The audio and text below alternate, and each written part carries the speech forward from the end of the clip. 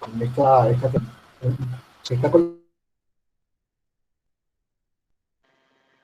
Sí, mi hermano, se corta.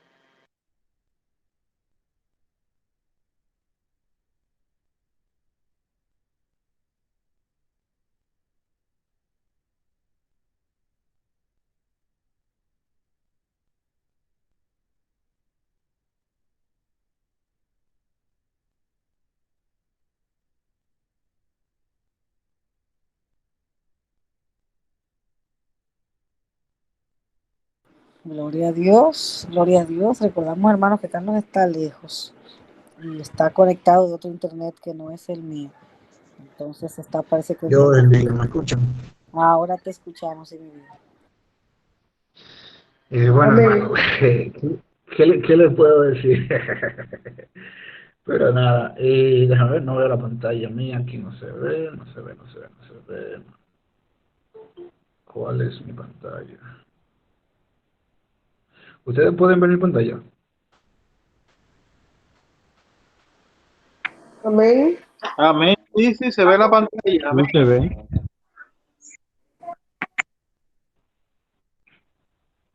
Lo que, si tú estás proyectando, yo no veo lo que proyectas. Ok, continuando. Análisis de la Biblia, parte 2. Eso es que yo tampoco lo estoy viendo.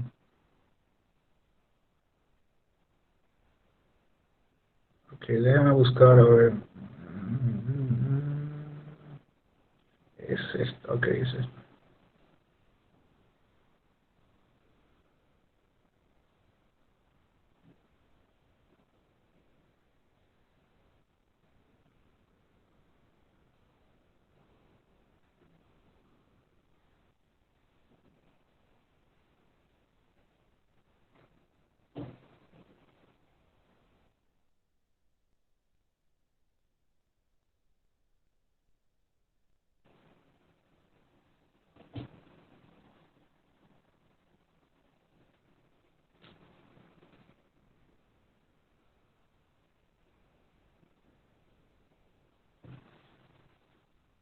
Yo no escucho nada. ¿Alguien me escucha a mí?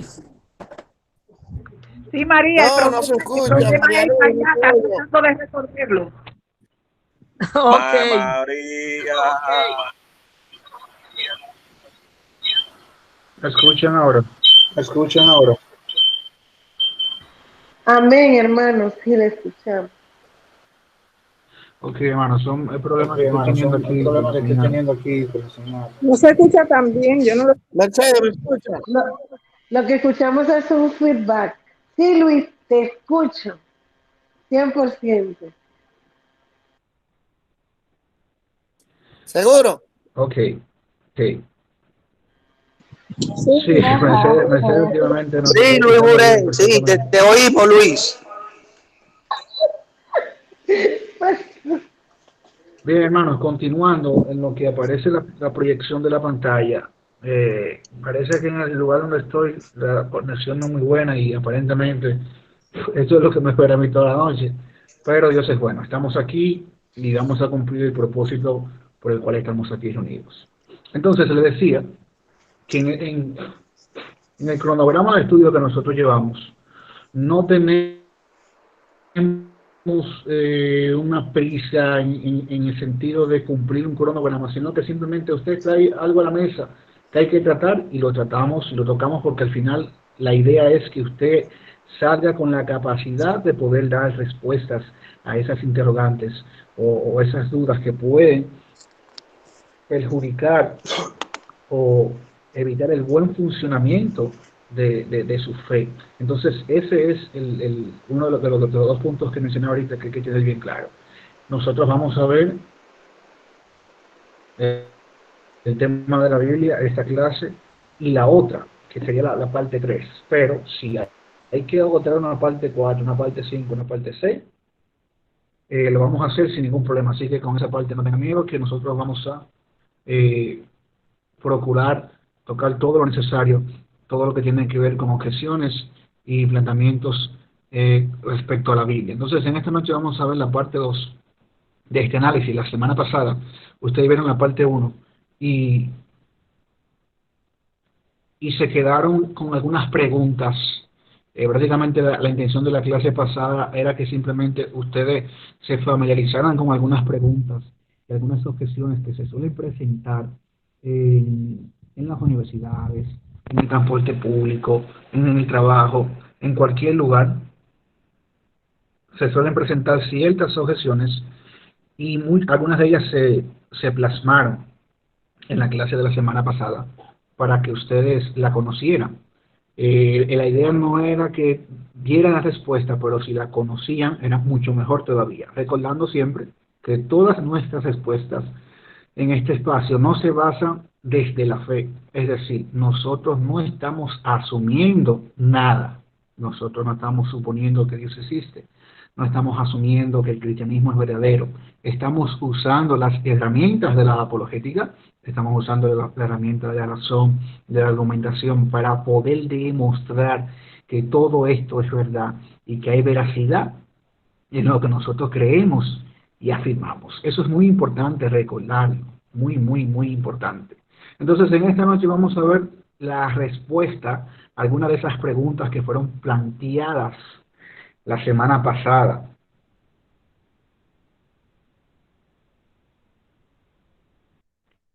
A través de nuestro hermano Luis Juré, el hermano pastor, se encargaron de hacer ese trabajo. Recordar, hermanos, es importante recordar en que entendamos cuál es el fin que estamos usando y la metodología que estamos repitiendo una y otra vez, porque no vamos a tratar de enseñar este tema de apologéticas y al final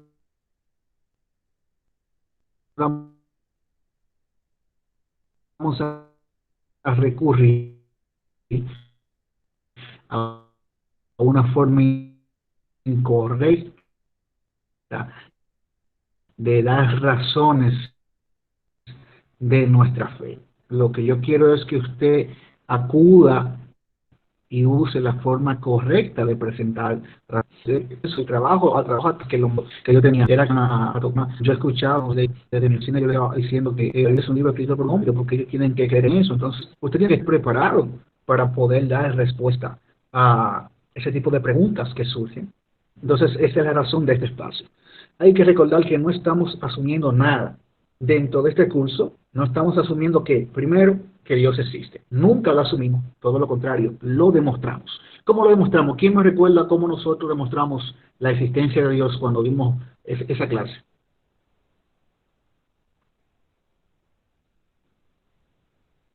¿Amén?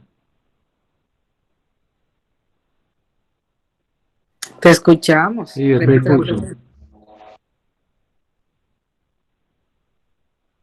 Hello. Luis. Yo hice una pregunta y nadie me dijo nada. Yo pregunto. Nosotros estamos diciendo que no estamos asumiendo nada. Y no estamos asumiendo que Dios existe. Yo acabo de decir, nosotros no lo asumimos. La clase, cuando hablamos de los argumentos a favor de la existencia de Dios, no asumimos que Dios existe. Demostramos que existe. ¿Quién me recuerda esos argumentos que usamos para demostrar la existencia de Dios? ¿Quién se recuerda esos argumentos? A ver. Amén. Amén. ¿Sí? Sí, tenemos primeramente que utilizar. Dios bendiga. Sí, son las herramientas de las cuales hace uso la apologética, como es la historia, la arqueología, las herramientas de la ciencia, que a través de la ciencia nosotros podemos llegar a construir una respuesta efectiva. Amén. Como es la literatura. Amén, sí, esas son las herramientas. Sí, perfecto. Pero esas son las herramientas de la apologética. Exacto. Yo la pregunta va, en la clase que nosotros dimos acerca de la existencia de Dios, nuestra tercera clase, nosotros expusimos unos argumentos que demuestran que Dios existe. Específicamente mencionamos mucho, pero hicimos hincapié en dos. Alguien, por favor, que me recuerde cuáles fueron esos argumentos que usamos o que mencionamos para demostrar la existencia de Dios. El argumento cosmológico, el argumento de Calam, el teológico, el ajuste fino, amén, la complejidad del ADN, amén, así es, y el de la información. Amén, amén. Dios bendiga más a la hermana Mayra. ¿Alguien más? ¿Alguien más recuerda otros argumentos? Buena, amén. Estaba el moral, el antológico, Amén. el matemático, Amén. estaba el origen de la vida. Amén. Amén, amén. Dios bendiga a Lenín también. Sí, evidentemente esos fueron los argumentos que mencionamos y en esa ocasión dijimos que son los que se usan para demostrar la existencia de Dios. Entonces, fíjense cómo no estamos asumiendo que Dios existe, demostramos que existe. Ahora, todo lo que estamos aquí sabemos que Dios existe, pero el hecho de que nosotros sepamos que Dios existe no es evidencia de que existe, hay que demostrarlo, y de eso se encarga la apologética, y por eso es que estamos aquí, para demostrar, no asumimos, demostramos. Eso hay que recordarlo siempre en todos nuestros cursos, porque cuando toquemos el tema de Jesús y la resurrección, yo no voy a pararme delante de ustedes a decirle que yo asumo que Jesús resucitó. Yo le voy a demostrar por la historia que se puede afirmar con certeza que Jesús resucitó de entre los muertos. Lo segundo es que no estamos asumiendo que la Biblia es la palabra de Dios. Eso no lo estamos asumiendo. Fíjese que incluso la semana pasada no partimos asumiendo que la Biblia es la palabra de Dios. Tampoco lo vamos a hacer en esta clase, ni lo haremos en la que viene. Eso lo vamos a demostrar. Lo vamos a demostrar. Y tampoco estamos asumiendo que el cristianismo es verdadero. Eso no lo estamos asumiendo. Eso también lo vamos a demostrar, que será de nuestras últimas clases. Vamos a demostrar todo esto, porque al final ese es el punto que yo quiero que ustedes entiendan, que estas herramientas son para demostrar. No podemos conocerlas y a la hora de usarlas, echarlas a un lado y asumir, porque asumiendo no vamos a demostrar nada y no vamos a convencer a las otras personas. Solamente podemos convencer o presentar buenos argumentos cuando demostramos. Y así seguimos, no asumimos, estamos demostrando. Si no recordamos este punto, entonces no hemos entendido qué es presentar razones de nuestra fe. A la pregunta de por qué la Biblia es la palabra de Dios, yo no puedo decir, porque la Biblia lo dice, por ejemplo. No, yo no estoy demostrando nada, yo estoy afirmando. Y eso es lo que no estamos haciendo aquí. Aquí no estamos asumiendo, estamos demostrando. Y para eso hay muchas herramientas, y este es el fin de todo este espacio. Y en ese mismo tenor, decir que la Biblia es la palabra de Dios, porque la Biblia lo dice, es razonar en círculos, y no es lógicamente válido. Recuerden que en la segunda clase nosotros hablamos de herramientas de la lógica, y de todas esas herramientas explicamos cómo tiene que ser un argumento correcto.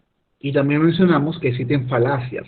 Un error argumental, un error de la lógica, es el razonamiento circular. ¿Qué es razonar en círculo? Razonar en círculo es tratar de demostrar un punto con la misma evidencia. O sea, si yo no doy una evidencia extra, no estoy demostrando nada. Por ejemplo, es como que yo les diga, todo lo que yo digo es verdad. Y usted me preguntará, ¿y qué pruebas tú me das de eso? Porque yo lo digo. Está bien, pero ¿por qué yo tengo que creer lo que tú dices? Porque todo lo que yo digo es verdad. Fíjense que yo estoy dando vuelta en círculos. Todo lo que yo digo es verdad. Usted me pregunta, ¿por qué eso es así? Porque yo lo digo. ¿Y por qué tengo que creerte? Porque es verdad. Entonces, eso es razonar en círculo. Yo todavía no he dado una sola evidencia de que todo lo que yo digo es verdad. Entonces, un razonamiento circular que se usa para defender que la Biblia es la palabra de Dios y no debe usarse porque es lógicamente inválido, es lógicamente incorrecto. Y recuérdese que aquí estamos para mejorar nuestra forma de presentar la defensa de la fe, presentarle estas evidencias, el razonamiento circular, en el caso del texto bíblico, decir que la Biblia es la palabra de Dios porque la Biblia lo dice, es circular porque cuando usted me dice, cuando usted afirma, la Biblia es la palabra de Dios, ¿cómo tú sabes eso? Y usted responde, porque la Biblia lo dice. Y yo pregunto, ¿y por qué yo tengo que creer lo que dice la Biblia? Bueno, otra vez volvemos al círculo, porque la Biblia es la palabra de Dios. Se fue la presentación. Ok, aquí está. Okay. Fíjense, este es el razonamiento circular. Ojo, aclaro, yo no estoy diciendo que la Biblia no es la palabra de Dios. Yo creo firmemente que la Biblia es la palabra de Dios, primero porque Jesús creía que la Biblia es la palabra de Dios, y segundo porque el texto da evidencia de que es palabra de Dios. Yo lo que estoy corrigiendo es que nosotros no podemos argumentar erróneamente, y esto que les presento aquí, este círculo, es un error argumental a la hora de presentar una defensa de la palabra de Dios o afirmar o decir que la Biblia es la palabra de Dios. ¿Por qué está mal? Porque es un razonamiento circular. Tenemos, por ejemplo, aquí en el primer recuadro, en el recuadro del color naranja, usted hace la afirmación, por ejemplo, la Biblia es la palabra de Dios. Ok, ¿por qué debo creer que es la palabra de Dios? Alguien le puede preguntar. Y usted dice, tú debes creer que es la palabra de Dios porque la misma Biblia lo dice. Perfecto, ok. Viene la pregunta, ¿por qué yo debo creer que lo que dice la Biblia es verdad? ¿Dónde usted vuelve? Al principio, justamente lo que usted quiere demostrar, de que la Biblia es la palabra de Dios. Usted no ha dado una evidencia, usted está razonando en círculos, está dando vueltas en el mismo punto y no ha demostrado nada. Por eso es un error decir que la Biblia es la palabra de Dios, porque la Biblia lo dice. No hay forma de demostrarlo correctamente. ¿Cómo lo harían de una forma correcta? La Biblia es la palabra de Dios porque tiene, por ejemplo, evidencia de conocimiento que trasciende a la cultura. Por ejemplo, para mencionar un caso así rápido, vemos que en el texto bíblico Dios le dice a Abraham que circuncide a su casa, a su descendiente en el día 8º del nacimiento. Y usted dirá, ¿qué de maravilloso tiene esto? Bueno, lo que pasa es que ahí ocurre algo que era imposible que Abraham supiera, y es que en el 8º día de nacimiento, los niveles de protrombina y vitamina K, que son los que se encargan de cicatrizar las heridas, están en un 110%, y es la única vez en la vida del ser humano que alcanzan ese nivel. Entonces, este punto es una evidencia de que un Dios que sabe todo le dijo esto y le reveló esta verdad a Abraham. O sea, esa es la forma correcta de uno demostrar por qué la Biblia es la palabra de Dios, y no usando esta forma circular que es totalmente incorrecta. Entonces, de aquí en adelante, evitemos usar este razonamiento circular y usemos las herramientas correctas que van a ser presentadas en la clase que viene. Siguiendo esa misma línea. Carlos. Sí, escucho. Una pregunta. Entonces, ¿el razonamiento circular puede ser válido nada más para los que creen en que la Biblia es la palabra de Dios? Para los que ya tienen la convicción como tal. ¿O no es válido en ninguno de los bandos o de los ámbitos o de las posiciones?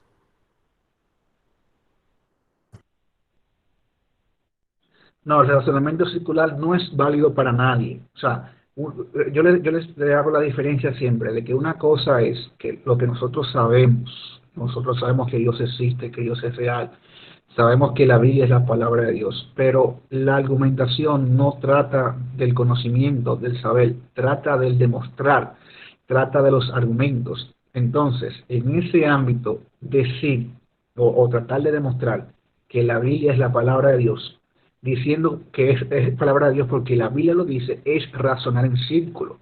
Recuérdese cómo los argumentos se construyen. Yo necesito informaciones que llegan a una conclusión. En este razonamiento solamente hay una información, y es que la Biblia es la palabra de Dios, porque vuelve a caer al mismo círculo, sigue dando vuelta en ese círculo. Entonces, como solamente tengo una premisa, yo no puedo concluir nada a partir de una premisa. Por eso es que es lógicamente inválido. Un razonamiento circular es inválido para todos. Ahora, cuando decimos que sabemos que es la palabra de Dios, no estamos demostrando ni estamos razonando, estamos haciendo una afirmación de conocimiento, y eso es muy diferente a una demostración lógica. Y recuérdense que en este caso nuestro interés es demostrar lógicamente, no asumir. ¿Amén? Amén. Amén. Amén. Ok. ¿Se entendió esa parte?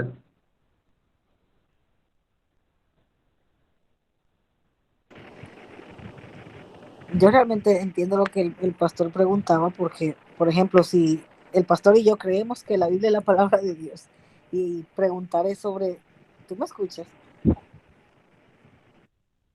Amén. Y preguntar sobre eso, o sea, como que entre cristianos podríamos, qué sé yo, tal vez justificarlo con la fe. Yo siempre recuerdo que una maestra nos decía en la universidad que la única forma de uno creer que Dios existe es a través de la fe, o sea, como de algo que no se puede, claro, ya yo estoy consciente de que no es así, pero entre cristianos podemos hablar simplemente de la fe, como decir, bueno, por fe entendemos esto y esto, argumentar eso.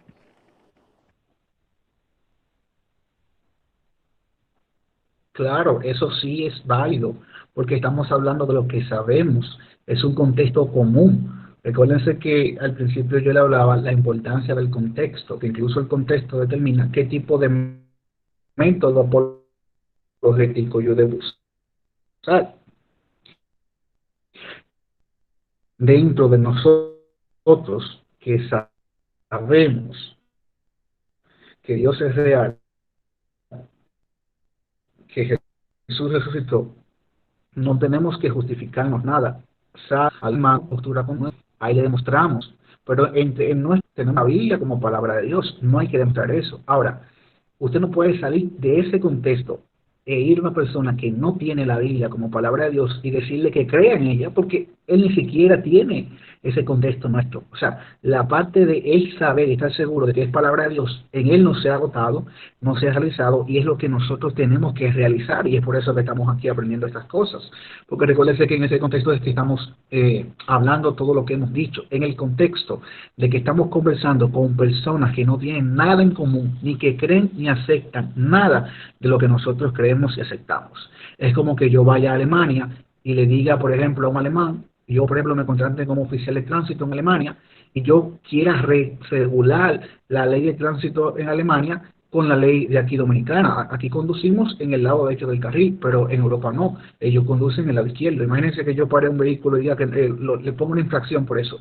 Él me va a decir, pero ¿por qué tú me pones una infracción? No, lo que pasa es que tú estás conduciendo el lado incorrecto. Es el derecho, pero ¿según quién? Bueno, en República Dominicana conducen así. ¿Y por qué yo tengo que aceptar la Constitución Dominicana o la ley de tránsito de República Dominicana? Es en ese contexto en el que yo le estoy hablando de que van a surgir preguntas, interrogantes, cuestiones y un sinnúmero de cosas donde personas que no aceptan ni tienen en común lo que nosotros ya hemos aceptado y tenemos en común, que es la fe. Amén. Amén. Bien, en esa misma línea, fíjense, por ejemplo, si yo fuera a usar ese mismo razonamiento, porque por ejemplo si decimos que el razonamiento circular fuese válido, cualquiera lo puede usar para lo que sea. Usted está viendo ahí un cómic, o sea, un cómic es una historieta de dibujos animados, en este caso DC, que es el creador de Superman. Si yo digo, Superman existe porque DC cómic existe, entonces eso sería válido y habría que creer que Superman es real. No, o sea, eso no es válido porque no hay evidencia de que Superman exista más allá de que el cómic de Superman dice que existe. Entonces, ese es el problema con el razonamiento circular y es inválido para ambas partes. Ahora preguntamos, partiendo de Superman, por ejemplo, que cabe señalar que Superman es un personaje, una caricatura muy centrada en el cristianismo. Los valores que tiene Superman fueron fundados por sus padres humanos, según el cómic, que eran creyentes evangélicos. Por eso que Superman es muy recto, porque él fue educado por creyentes, según la historieta. ¿Qué necesitamos para creer que el cómic de Superman es real? Tenemos una revista que nos dice que Superman existe.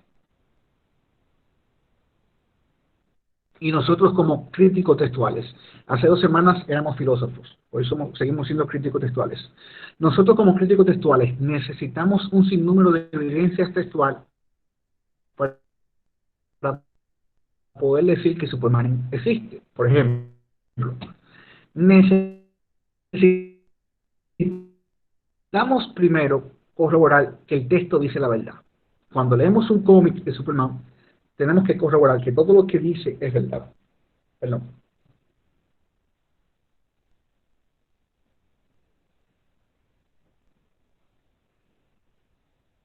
Pero, Te escucho. parece que fue. Yo te ¿Me escucho. escuchan? Ah, ok, perfecto. Lo primero que tenemos que confirmar es que el texto dice la verdad, en el caso de la historieta de Superman. Lo segundo que tenemos que escuchar es que lo que se escribió fue lo que se quiso escribir. Eso es lo segundo que necesitamos para confirmar que un cómic, una historieta de Superman, es válida o es real, o podemos hablar de la existencia de Superman. Estamos como críticos textuales, recuerden eso, y desde la crítica textual es que estamos haciendo preguntas. Y lo tercero que tenemos que confirmar es que el texto no ha sido alterado. Tenemos que confirmar que ningún cómic de Superman ha sido alterado, y de esa manera un crítico textual puede concluir que un texto es real o no, o que lo que dice es verdadero o no. Ahora, vamos a hacer lo siguiente. Teniendo esos elementos y aplicándolos en el caso de Superman como un ejemplo general, vamos a aplicarlo a lo que nos interesa, al texto bíblico. Y lo primero que vamos a hacer, como dijimos en el caso del cómic, es examinar la veracidad textual, siempre procurando saber si el texto dice la verdad. En el caso de la Biblia, ¿el texto dice la verdad? Yo estoy seguro que yo pregunto eso y todos diremos que sí, pero decimos que sí porque ya lo sabemos, ya lo creemos. Y aquí eso no vale. Aquí lo que vale es que hay que demostrarlo. Entonces, ¿se puede demostrar que el texto dice la verdad? Examinemos la veracidad textual. Hoy somos críticos textuales. Veamos.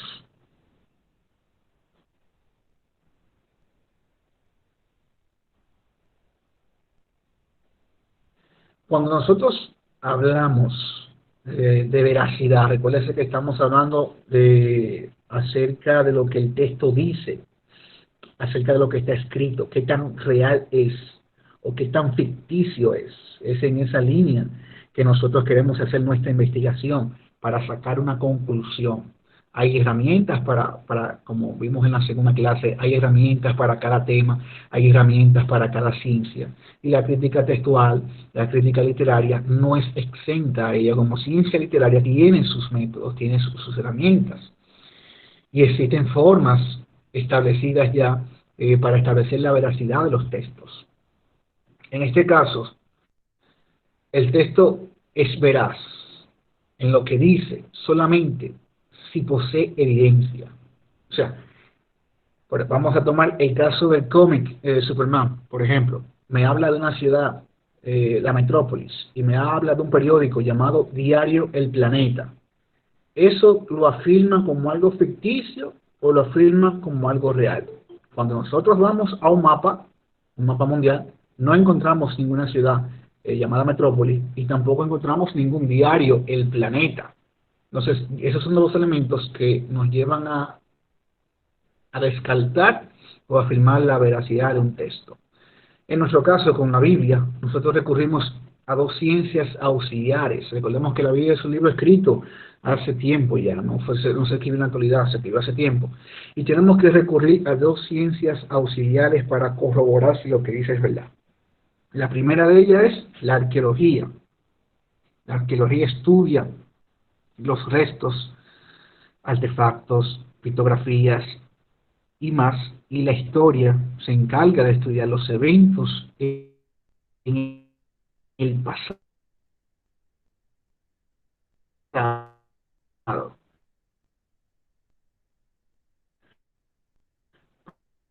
para conocer su veracidad o su falsedad. Entonces vamos a usar el final, analizar la veracidad del texto.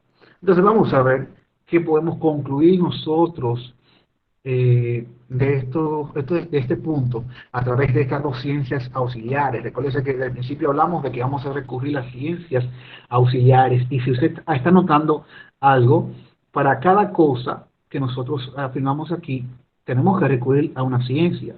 Eso implica que yo tengo que estudiar otra ciencia. Personalmente, a mí me ha tocado estudiar ciencias teóricas, ciencias prácticas, filosofía, historia, para poder afirmar con veracidad todas las verdades del cristianismo y poder demostrárselas a las personas que no creen.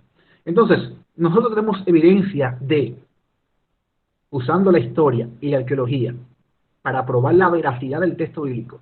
Tenemos evidencia primero de que la cultura de la época de los patriarcas, o sea, todo lo que el relato bíblico habla acerca de Abraham, Isaac y Jacob, todos los elementos culturales son reales. O sea, en esa época, del 1700 al 1500, todos esos elementos culturales fueron reales. O sea, usted recordará que Abraham estaba casado con Sara, era su media hermana, y esa práctica se hacía en Sumeria en esa época. O sea, esa práctica se hacía en la época de Abraham. Tenemos la domesticación de camellos, que incluso hubo una época que esos relatos eran criticados porque se creía que nadie usaba camellos en esa época, y luego se demostró a través de la arqueología que sí, se usaban camellos en la época de Abraham. Tenemos la práctica, por ejemplo, de Abraham, de heredar a su mayordomo. Cuando Abraham pensaba que no iba a tener hijos, él iba a heredar a su mayordomo. Esa práctica era real en esa época, en ese contexto. Entonces, la arqueología y la historia nos confirman que todo lo que se narra en la era patriarcal, Abraham, Isaac y Jacob, era real. ¿Por qué? Porque todos los elementos culturales que se describen en el texto bíblico eran practicados. Incluso tenemos textos antiguos que confirman que nombres como Abraham, Abraham y Abraham, recordemos que Abraham fue el cambio de nombre que Dios le dio, de Abraham a Abraham. Tenemos la evidencia de que Abraham era un nombre común en la época, de que Isaac era un nombre común, de que Jacob era un nombre común, y todo eso nos confirma que podemos afirmar que el texto es veraz en este punto, en la historia patriarcal. Ahora, usted verá esto como muy superficial, tal vez, o carente de peso, pero no. Déjeme decirle, por ejemplo, que el libro de Mormón, por tomar un ejemplo así al azar, el libro de Mormón, usted le hace un análisis sencillo, arqueológico, histórico, y no hay una sola evidencia. No se ha encontrado una sola evidencia de ninguna de las tribus que se menciona, las tribus americanas que se mencionan en el libro de Mormón. Se mencionan monedas que no se ha encontrado ni un solo rastro de esas monedas. Se mencionan prácticas culturales que no se ha encontrado ni un solo rastro de esas prácticas culturales. Entonces, a través de la arqueología, ya yo tengo razones para dudar de la veracidad del texto del libro de Mormón. Y en el caso de la Biblia, tenemos, por ejemplo, con los patriarcas, que no se puede dudar, sino que hay que afirmar la veracidad porque concuerda exactamente con la realidad. Mi esposa dice que ella nunca se había reído leyendo un libro como el libro del Mormón, porque en verdad se hablan muchas cosas que son fantásticas. Y es lamentable el caso con esas personas. Carlos, tenemos también evidencia de un anillo. Sí, dígame. Por ejemplo, tú estás hablando de dos herramientas, que es la histórica y la arqueológica. En el relato de Éxodo 14, que es el cruce del Mar Rojo, recientemente me llegó un artículo a mí donde se hablaba acerca de un hallazgo arqueológico que hicieron submarino, que hicieron donde se descubren restos de carros faraónicos y restos humanos y de lanza y de equipamiento parecido al que utilizaba el ejército egipcio de la época, y comprobando, y textualmente decía el artículo, de que ciertamente el relato de Éxodo 14, cuando Moisés extendió su vara y cruzó el pueblo y luego el ejército de Faraón se ahogó en medio del mar porque Moisés bajó entonces y el mar se cerró. y argumentan que ciertamente a través de esa herramienta de la ciencia arqueológica se comprueba la veracidad del relato de Éxodo 14. Entonces ahí tenemos las dos herramientas, la histórica, que está en la narrativa textual de lo que la palabra de Dios plantea con relación a ese episodio en Éxodo, y ahora la comprobación arqueológica de estos científicos que no tienen nada que ver directamente con la palabra de Dios, pero que al obtener el hallazgo o al ver el hallazgo, pues dan veracidad a lo que ya históricamente se venía comprobando y que de hecho nosotros creemos, incluso sin haber visto, solamente creíamos. Pero ahora ahí están las dos herramientas complementarias que nos dan esa defensa argumentativa y probatoria a través del método científico. Amén, amén, así es. Y eso va más allá incluso, yo más adelante voy a mencionar esa parte, pero eso va más allá. Cuando nosotros leemos el Pentateuco, los 5 primeros libros de la Biblia, Génesis, Éxodo, Levítico, Números y Deuteronomio, sabemos que el Antiguo Testamento se escribió en hebreo, algunas partes en arameo, pero lo que a veces no sabemos es que hay palabras en egipcio en el Pentateuco, y son palabras escritas por alguien que conocía el idioma egipcio. Muchas de las palabras que Moisés usó justifican que el autor fue alguien que conocía bien el egipcio, como dice el texto bíblico. O sea, hay muchos elementos. Mira, si nosotros nos ponemos a hablar de las evidencias arqueológicas que existen, nosotros no terminamos. Habría que hacer un curso de 3 o 4 meses, así como este, y no vamos a terminar porque son abundantes. Los arqueólogos del siglo XVIII comenzaron a usar el texto bíblico para encontrar ciudades y descubrirlas. Muchos pasajes y caminos que se hablan, por ejemplo, el camino de los reyes que se menciona en Génesis capítulo 14, por el cual Abraham caminó, se creía que no existía y que era un invento bíblico, hasta que se encontró el camino. Y es justamente donde se describe la Biblia. Entonces tenemos muchas herramientas y muchos elementos. Por ejemplo, usted se da cuenta que en Éxodo no se habla de Faraón, se habla de rey de Egipto.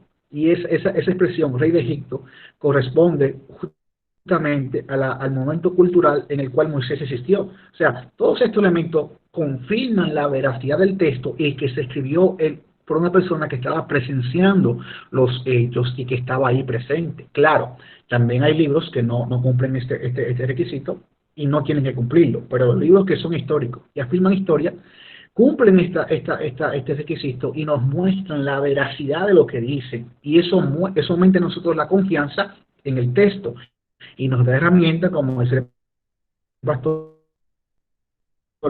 para demostrar que todo lo que dice el texto es verdad. Otro ejemplo arqueológico es que se encontró en Egipto un anillo para sellar los documentos con el nombre de José.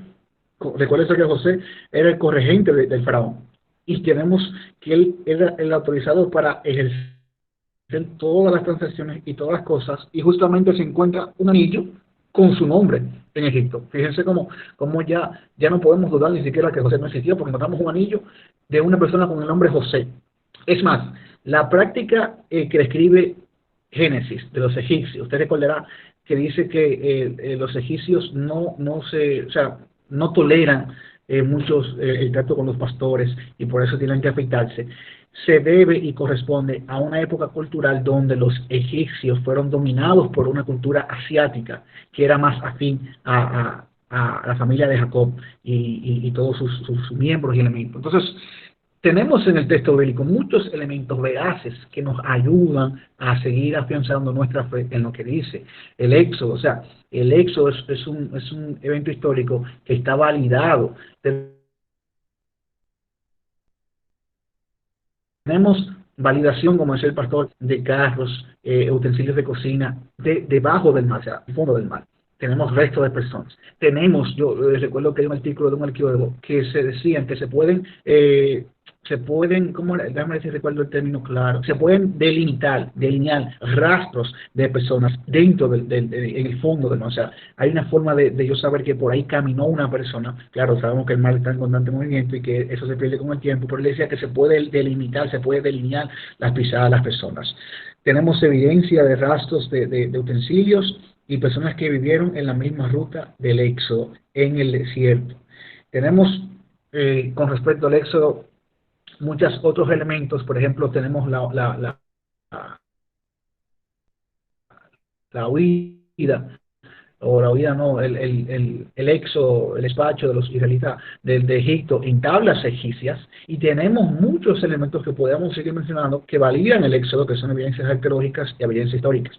Tenemos evidencia arqueológica de la destrucción de las murallas de Jericó. O sea, esto no es un cuento, tenemos evidencia que cayeron tal cual como dice la Biblia, que se derrumbaron. Hay forma de determinar esto. En la arqueología hay una especie de ciencia forense que se dedica a determinar cómo se destruyeron las cosas. Por ejemplo, cuando una ciudad se incendia, ellos pueden determinar si fue un incendio real o cómo sucedió y esto y aquello. Y tenemos evidencia a través de esa misma ciencia forense dentro de la arqueología, de que las murallas de Jericó cayeron tal cual como describe el texto bíblico. Tenemos evidencia arqueológica acerca de la conquista de Canaán. Tenemos el registro de esta conquista, tal cual como dice el relato bíblico de Josué y Jueces. También tenemos evidencia arqueológica de la existencia del rey David y de Salomón. O sea, tenemos razones para afirmar y confiar en la veracidad del texto bíblico, porque cuando le aplicamos las ciencias auxiliares, como la arqueología y la historia, la Biblia no se queda en vergüenza. Tenemos también evidencia arqueológica de la existencia de muchos reyes, como Sedequías, como Ezequías. Tenemos mucha evidencia arqueológica para esto. Y usted dirá, tal vez desde nuestro desconocimiento, creamos que esto no es importante. Es bastante importante, hermano, porque cuando usted lo compara con otros textos, no le llegan ni a los tobillos con la precisión histórica y la veracidad con que el texto bíblico tiene, y cómo es confirmado a través de estas ciencias que nada tienen que ver con la teología cristiana. Un apunte. ¿Oíste? Cuando puedas. ¿Sí? Que ok, ahora, sí, ahora mismo, cuando termine esto, también mencionar que tenemos... Ajá. Sí, dame. Sí, dime. Con respecto a eso, tiene espacio. a lo mismo que dijo el pastor, y a lo que tú estás diciendo, que en estos momentos nosotros tenemos una dominicana que está haciendo una ruta buscando la tumba de Cleopatra, y ella cada año hace lo que ellos llaman, sí, Cleopatra. la han visto ustedes que la han entrevistado, ella ha dejado prácticamente todo para hacer, y ella en una entrevista, ella informó que encontró la tumba de los Ptolomeos, de esos reyes que existieron en la antigüedad, y todos esos templos. No sé si ustedes han escuchado eso, pero en YouTube ustedes la encuentran. Amén. Sí, era eso solamente que quería decir. Sí, tenemos, yo conozco la amén, yo bendiga más. Yo conozco sí la arqueóloga americana que está detrás de la tumba de Cleopatra, y en ese proceso ha encontrado muchas riquezas en egipcio, y de eso trata la arqueología. Y cada vez que la arqueología desentierra algo en las tierras bíblicas, encuentra un hecho que corrobora lo que nos dice el texto. Y también, por último y no menos importante, tenemos evidencia de la existencia de Jesús.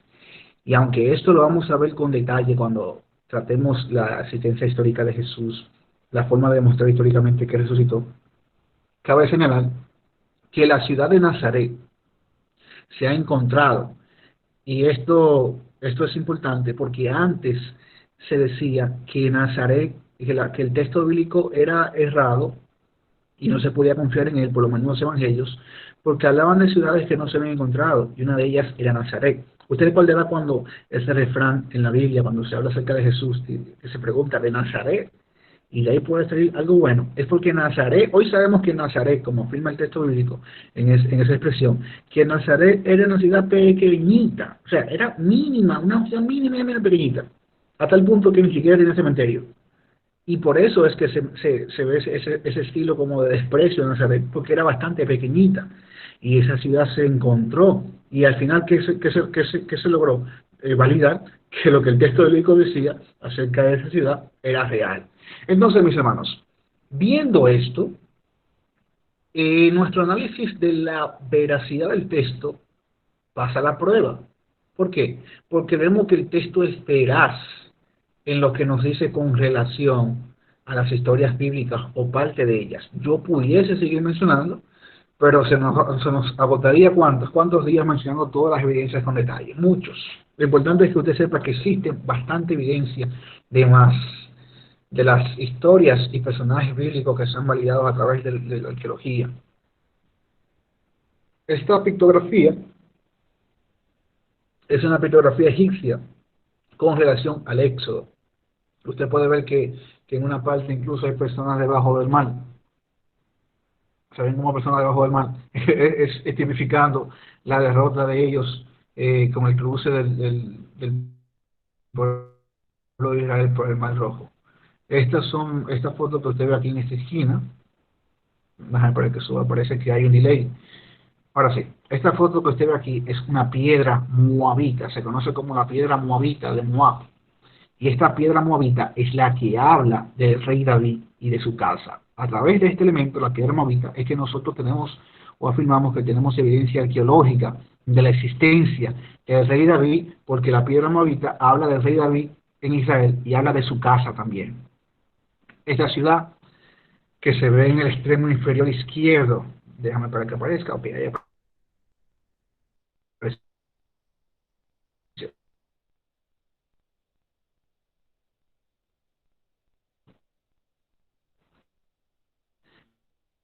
Esta ciudad que se ve en el extremo inferior izquierdo es la ciudad de Nazaret, descubierta un hecho que nos muestra primero, nos garantiza la creencia cristiana de la crucifixión de Jesús, que Jesús murió en una cruz. Bueno, estoy viendo que no ha subido todavía en la pantalla de ustedes. Déjenme ver qué pasa. Qué raro que no ha subido. Sí, se ve, Octavio, se ve. Pero tenemos un dibujo. Ahora se subió. Este dibujo que usted ve aquí es un dibujo en una especie de cueva, donde usted ve a una persona crucificada. Perfecto. Usted ve a una persona crucificada con una cabeza de caballo. Y tenemos una persona así. Y la pictografía en griego lo que habla es de Alexameno adorando a su Dios. ¿Por qué este dibujo de forma hasta sarcástica o burlona acerca de la fe cristiana? ¿Por qué es una evidencia muy importante y contundente? Por varias razones. Primero, demuestra que los primeros cristianos en el siglo I adoraban como Dios a Jesús. Porque están hablando aquí de Alexameno adora a su Dios. Alexameno era un cristiano y lo estaban representando de forma burlona para burlarse a los hermanos de su creencia. Primero, demuestra que en el siglo I ya los cristianos creían en Jesús como Dios. Existe una acusación teológica que dice que la creencia de que Jesús es Dios es un invento del Imperio Romano en el siglo IV. Tenemos aquí una evidencia ya de que en el siglo I los cristianos adoraban a Jesús como a Dios. Segundo, tenemos una evidencia de que Jesús murió crucificado. Y tercero, tenemos una evidencia de la práctica de adoración de los cristianos tempranamente, y no como popularmente se acusa de que fue un invento en el siglo IV, en el concilio de Nicea, con Constantino, para controlar a las masas o unir a las religiones, como a veces se suele acusar falazmente. Entonces, este tipo de elementos que nosotros encontramos a través de la ciencia y de la arqueología son los que nos ayudan a nosotros a comprobar nuestra empresa en este momento, que era verificar la veracidad del texto. Podemos decir, con los elementos que hemos visto, que el texto es veraz con esos elementos. Podemos seguir mencionando más elementos para seguir demostrando la veracidad, pero yo le voy a hacer el resumen. Es veraz en todo lo que he dicho, porque yo he visto evidencia por evidencia, punto por punto, y la he examinado, la han examinado muchas personas más, muchos más expertos, profesionales, eruditos, arqueólogos, egiptólogos, asiriólogos, y concluyen de que es veraz. El texto es veraz. Es decir, la prueba número 1 la ha pasado. Vamos con la prueba número 2. Recuerden que nosotros preguntamos acerca de lo que se necesita para validar un texto. Y lo primero era demostrar la veracidad del texto. Lo segundo era demostrar que lo que se escribió era lo que se quería escribir. Y lo tercero era demostrar que ese texto no ha recibido variación, porque si a través de la historia de tanto copiar y copiar hay una variación, se cambió la intención, entonces no podemos confiar en ese texto y hay que hacerle ese análisis a la Biblia. Nosotros no podemos tener miedo de que, ay no, yo no se lo voy a hacer porque no sé si usted llegó a ver una película de, no recuerdo el nombre, una película de este actor que hace el zorro, no recuerdo el nombre sinceramente, él es latino, él hizo una película Antonio Banderas, donde supuestamente él estaba Antonio Banderas, claro, Antonio Banderas. Antonio Banderas es una película donde era un creyente que estaba investigando una evidencia oculta en la Iglesia Católica, como que la Iglesia Católica se inventó la resurrección de Jesús y prácticamente como que él encontró la tumba vacía, la tumba con el cuerpo. Entonces nosotros no podemos venir a la Biblia, o sea, en pocas palabras, para resumirle, hay que botar el miedo, porque no hay que tener miedo. O sea, la verdad no puede producir miedo. Nosotros sabemos que esto es verdad. Ahora estamos en el proceso de cómo demostrarla o de cómo comprobarla. No hay que tener miedo. Entonces, todos estos exámenes rigurosos que se hacen en crítica literaria, en crítica textual, en método histórico, tienen que hacerse del texto bíblico para nosotros quitar lo que es paja y quedarnos con el trigo sin miedo, sin temor. No diga, pero si yo encuentro que cambiaron el texto, ay, que no hay que tener temor, porque al final, como nosotros ya sabemos porque somos cristianos, pero queremos demostrar, al final dicen algo de lo que él quiso que nosotros sepamos. Hay en la fe, pero hago a mi papel como una persona de autor. Queremos escribir lo que se quiso transmitir. O sea, lo que la Biblia me relata, ¿fue realmente lo que se quiso escribir? Es la pregunta que surge y es válida. O sea, en el caso de la Biblia no podemos tener la idea de que hay preguntas que no se pueden hacer, que no se pueden cuestionar. El mismo Dios en Isaías capítulo 1 dice, venid a mí y razonemos, pongámonos a cuenta. Ya, o sea, si Dios nos da el permiso para eso, es porque Él quiere que nosotros tengamos una fe genuina, sin fingimiento, sin temor, porque en el amor no hay temor. Entonces no podemos venir como con miedo y que no podemos hacer esto. Hay que hacer todo lo que haya, claro, correctamente.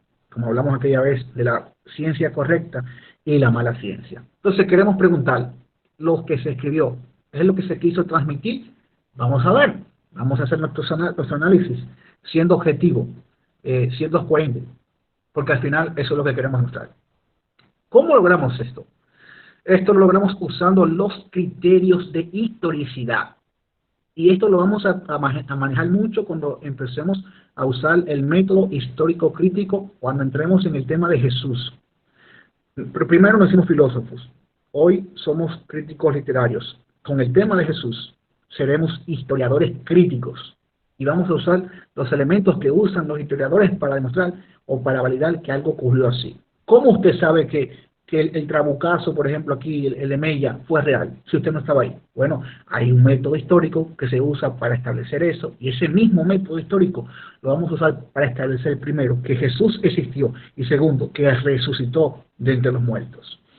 Desde ahora en adelanto, los criterios de historicidad los vamos a ver más adelante, pero hay que usarlo ahora para nuestro fin, de saber si lo que se escribió fue lo que se quiso escribir. Entonces, usando los criterios de historicidad, tenemos que estos criterios se usan para establecer la veracidad de los textos. Mientras más criterios cumpla el mismo, más probable a ser real es. Es decir, yo tengo una historia. Si esa historia tiene o cumple con muchos de esos criterios, es más probable que lo que diga esa historia o lo que diga ese texto es real y pasó así. Eso es importante que lo sepamos, pero yo se lo voy a refrescar más adelante. Entre los criterios que usan los historiadores para validar que un evento, por ejemplo, como el cruce de Julio César por el Rubicón, fue real, entre esos criterios se usa el criterio de atestiguación múltiple. Este criterio dice que un evento histórico, mientras más fuentes independientes tenga, es más probable que haya pasado realmente. Tenemos el criterio de la desemejanza, que habla de que un elemento que sea contrario a la cultura de la época es más probable que sea real. Tenemos el criterio de la doble desemejanza, familia del anterior. Tenemos el criterio de la continuidad y tenemos el criterio de la vergüenza. Y voy a usar este criterio de la vergüenza para validar varios elementos del texto y demostrar que se quisieron escribir así. ¿Qué quiere decir el criterio de la vergüenza? Yo no sé si usted sabe o ha escuchado que hay personas que dicen que el cristianismo es un invento, que un grupo de poderosos se sentaron a manera de conspiradores en una mesa e inventaron toda esta historia. Inventaron a Jesús, inventaron todo esto. Imagínense que eso es así. Vamos a concederle el derecho a la duda es razonable. Imagínense que eso es así. Imagínense, vamos a ponerlo más dominicano. El pastor Luis Silo, el hermano Calixto y un sinnúmero de más hermanos se sentaron y ellos fueron los que inventaron la Biblia y toda la historia que existe. Ellos se sentaron a inventar todo eso. Imaginemos eso. Déjenme decirle que si ellos inventaron esta historia para vendérnoslas a nosotros, de que existió un Salvador que murió por todos nosotros y que nos manda a arrepentirnos, déjenme decirle que en esa historia que ellos se van a inventar no van a incluir elementos que sean vergonzosos o difíciles de explicar. Me explico. Si yo voy a inventar una historia, por ejemplo, donde el líder mayor, en este caso Abraham, es el ejemplo a seguir, ¿usted cree que yo como humano voy a poner a Abraham fallando o pecando? O sea, si yo me voy a inventar la historia de Abraham como un líder de inspiración, yo no voy a poner a un hombre que falla a la primera, que falla más de una vez, que miente. No voy a poner un hombre que cuando su esposa le dijo, toma a mi criada, la tomó. O sea, yo no voy a poner esos ejemplos, porque eso es vergonzoso. Entonces, ¿qué me dice el criterio de la vergüenza? El criterio de la vergüenza me dice que si aparecen en las historias elementos que son difíciles de explicar, elementos vergonzosos, es probable que eso se incluyó en ese texto porque realmente pasó así. Y ese es el punto, que si eso está ahí, solamente se explica porque realmente pasó así y fue la intención del autor escribir eso para que nosotros lo sepamos. Eso es lo que nos dice el criterio de la vergüenza. Vamos a mencionar algunos ejemplos donde el criterio de la vergüenza valida la historia. Los pecados de los patriarcas. O sea, el ejemplo del pueblo de Israel, Abraham, por ejemplo, el padre de la fe, es un hombre que cometió muchos errores, demasiados errores, y muchos de ellos muy graves. Entonces, el criterio de la vergüenza me dice que si eso está en el texto es porque realmente se quiso colocar ahí. Moisés, ¿qué podemos decirle a Moisés? El gran líder, el inventador, el dador, el catalizador de la ley, ¿sí? La Biblia habla de los pecados de Moisés. Entonces, a través del criterio de la vergüenza, yo puedo determinar que eso se quiso escribir ahí y eso no fue cambiado. Porque si fue un invento, no se incluye ahí. Si usted le habla a un judío de David, le ha hablado de su rey Mac, está hablando del rey David, ese rey, ese ejemplo a seguir. Pero ese mismo rey David cometió muchos pecados, señores, pero usted sabe de Urías y lo que pasó, ese David era un sanguinario guerrero, y está ahí. Entonces, si Catán no me quiere inventar una historia para que yo viva una vida fiel y justa, no me puede poner a mí líderes que pequen, porque ¿cómo me puede explicar eso? O sea, el criterio de la vergüenza me dice a mí que las razones por las cuales los pecados de David están en la Biblia es porque realmente eso pasó y se quiso colocar ahí. También tenemos los pecados de los reyes de Israel. Déjenme decirle que los reyes de la antigüedad, en sus anales, no era común escribir sus fraudes o sus derrotas, pero no es el caso en el texto bíblico cuando habla de los reyes de Israel. pone todos los fraudes que hacen, pone todos los males que hacen. Entonces el criterio de la vergüenza me sigue diciendo que todo se escribió, primero es veraz todo lo que se escribió, y segundo, que fue lo que se quiso escribir. Usted recordará que el pueblo de Israel es el pueblo de Dios, el pueblo escogido, nación santa, real sacerdocio, la desposada de Jehová, ese mismo pueblo desposado de Jehová, ese mismo que es cabeza de naciones, fue llevado en cautividad, porque falló. Fíjese cómo el pueblo no esconde, o sea, eso no se esconde del texto bíblico. Y el criterio de la vergüenza me lleva a mí a concluir que eso se escribió porque realmente pasó y se escribió porque era la intención de escribirse. También, y aunque esto lo vamos a ver cuando toquemos el tema de Jesús, simplemente a manera de mención, el bautismo de Jesús. ¿Y por qué usted dirá, por qué está incluido el bautismo de Jesús aquí?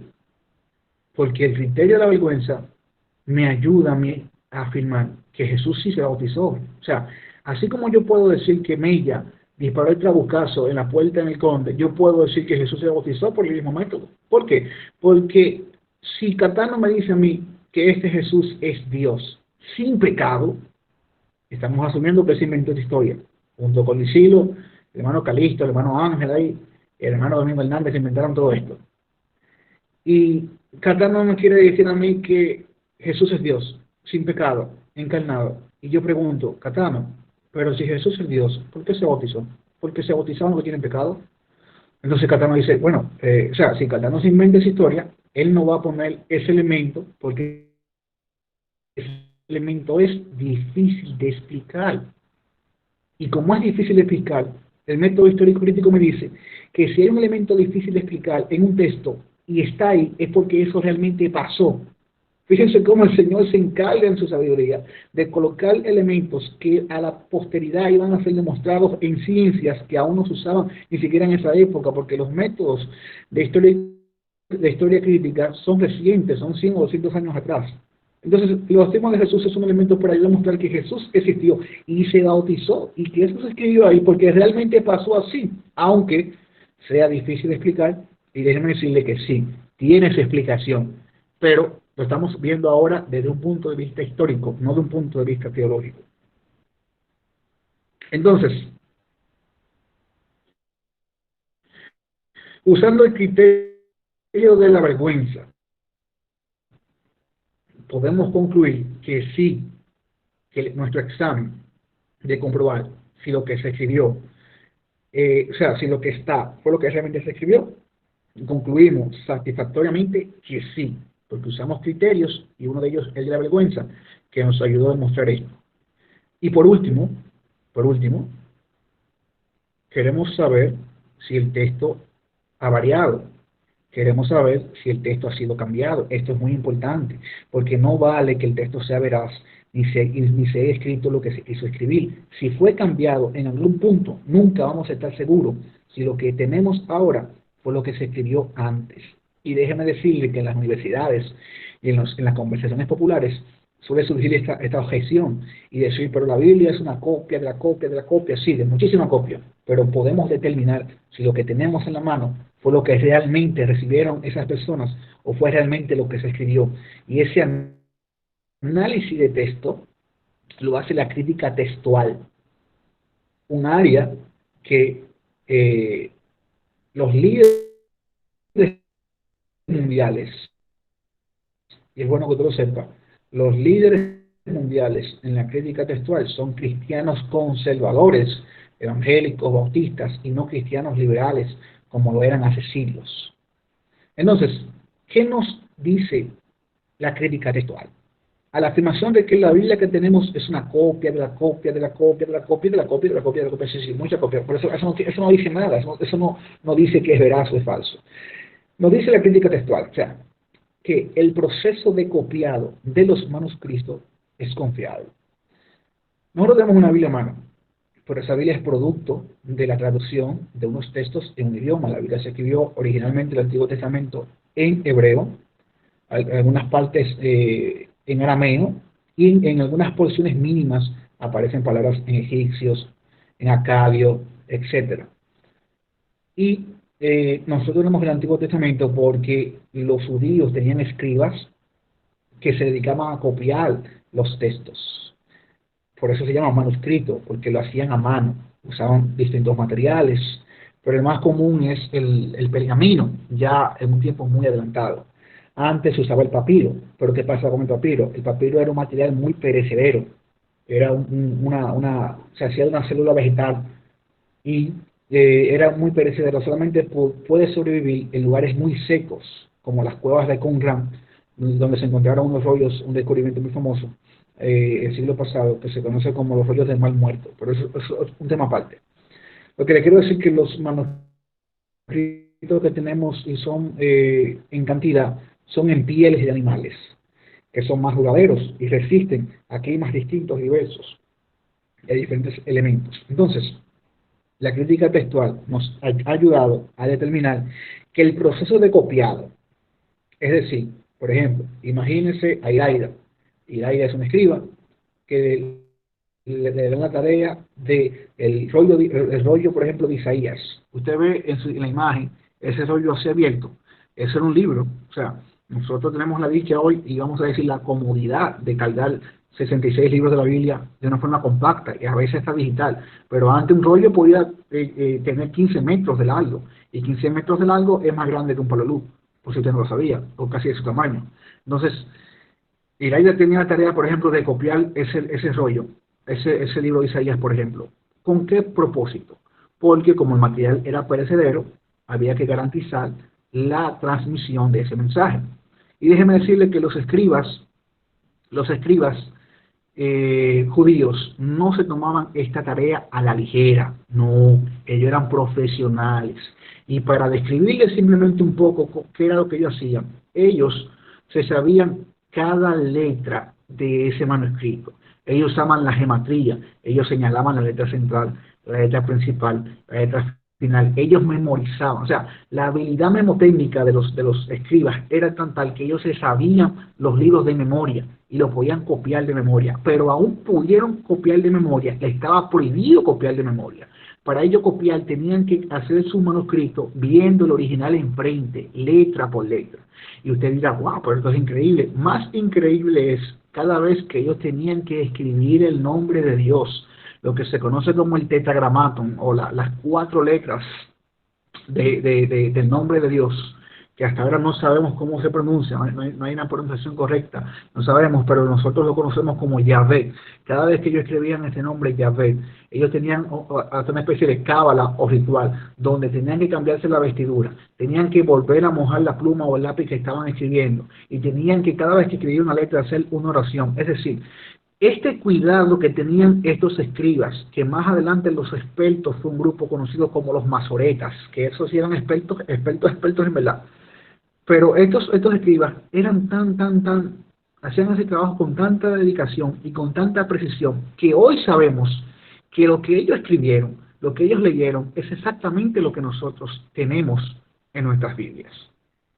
No obstante a eso, por si cabe duda, la crítica textual responde a la pregunta de que si lo que tenemos es lo que se escribió, apoyándose en la cantidad de manuscritos. Si un libro, por ejemplo, vamos a suponer el libro Nacho, y que nosotros somos creyentes en el año 3000, si nosotros queremos saber si el libro Nacho, alguien encontró un libro Nacho por ahí, y queremos saber si el libro Nacho fue un libro adulterado, la única forma de saber si fue adulterado es comparándolo con otros libros Nacho.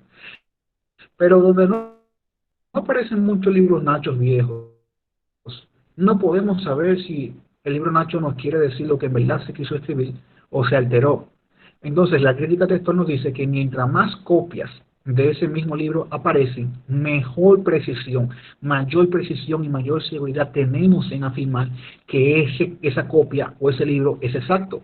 Y déjeme decirle que la Biblia es el único libro, bueno, en este caso el Nuevo Testamento, es el único libro de la antigüedad que tiene más de 25.000 copias de manuscritos.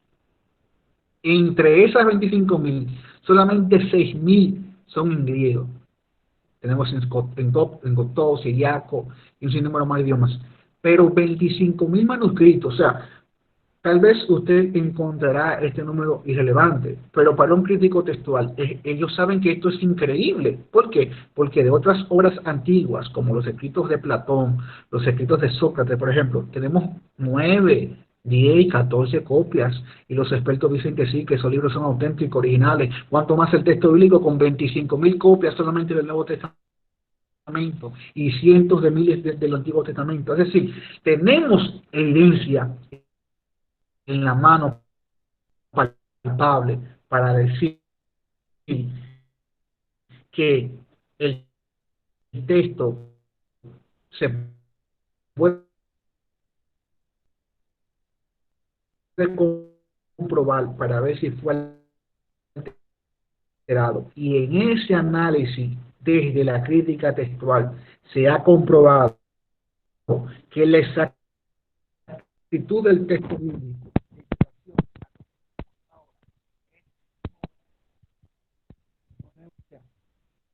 pero no, usted quiere que se bueno, no se escucha. Hay variación, no en el mensaje, sino en el orden de las palabras. Y los críticos textuales usan un método que ellos usaron para establecer esto, y en base a ese método, por ejemplo, ¿me escuchan? Ahora sí. ¿Me escuchan? ¿Me escuchan? Yo te escucho. ¿Qué fue lo último que me escucharon decir? Bueno, para retomar la última parte, es un 99% de exactitud debido a que al tener tantas copias, por ejemplo, de Isaías, vamos a poner un ejemplo sencillo, Juan, que dice que Jesús es la luz del mundo. En otros textos, en vez de decir Jesús es la luz del mundo, dice la luz del mundo es Jesús. Entonces, esa variación en el orden de la oración, o sea, varía el orden de la oración, no el mensaje. El mensaje sigue siendo el mismo, que Jesús es la luz del mundo. Es la razón por la que la Biblia es exacta un 99%. Y ese 1% se tiene simplemente para esas variaciones de orden de oración, no del contenido.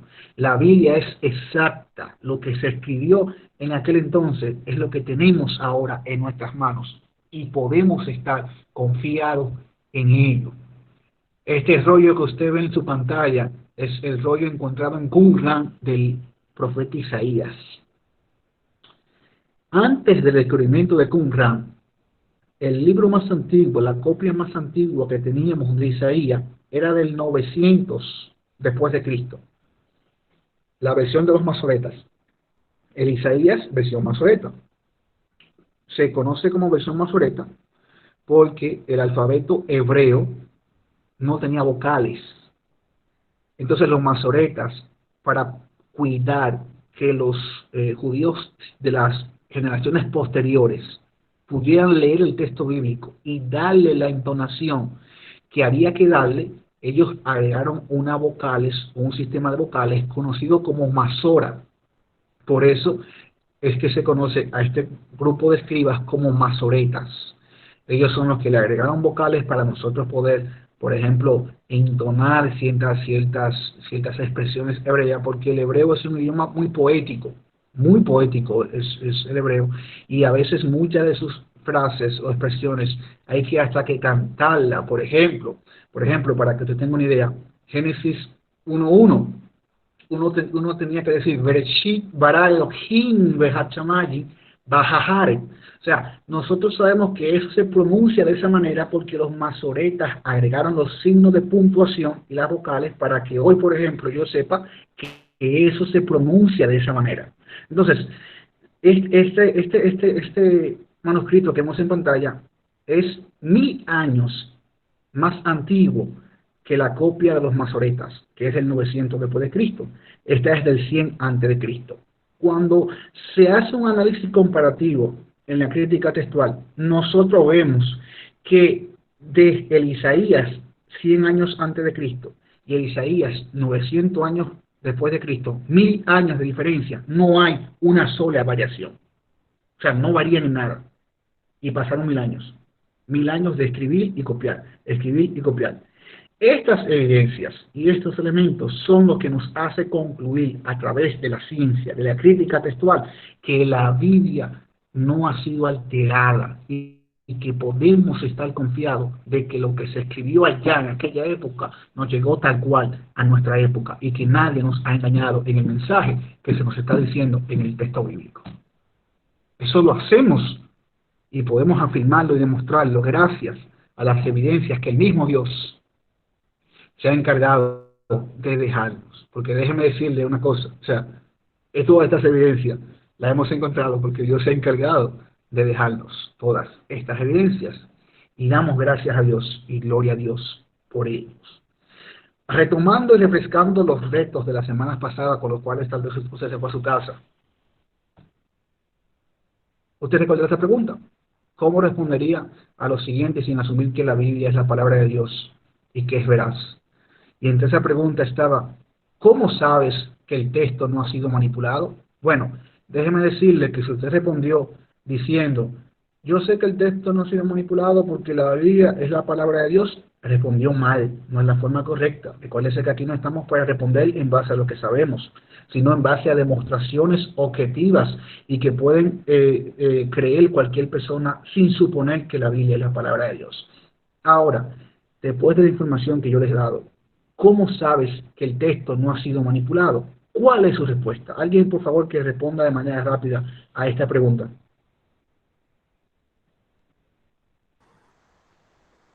Bueno, por las evidencias arqueológicas y análisis textual que tú nos has presentado en esta noche, ahí tenemos los famosos rollos del Qumran, que son los más antiguos, ¿verdad? Que se han descubierto hasta ahora y que están en línea, incluso están siendo presentados y develados en línea, que tenemos acceso a ellos y testifican la autenticidad de los escritos, por lo menos en este caso de Isaías y de otros tantos libros históricos de la palabra de Dios, de la Biblia. Amén, amén, así es. Y gracias por recordarme esta parte muy importante. Porque antes... También lo que tú dijiste de la circuncisión, del texto donde habla de que al octavo día era cuando ¿por qué era lo de la circuncisión?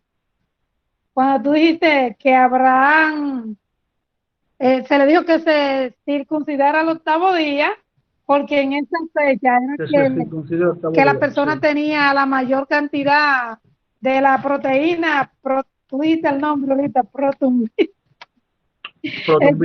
protrombina. Entonces, científicamente, eso nos muestra que el Señor mandó a que se circuncidaran porque eso tenía una base científica. Entonces ahí entra la ciencia también. Amén.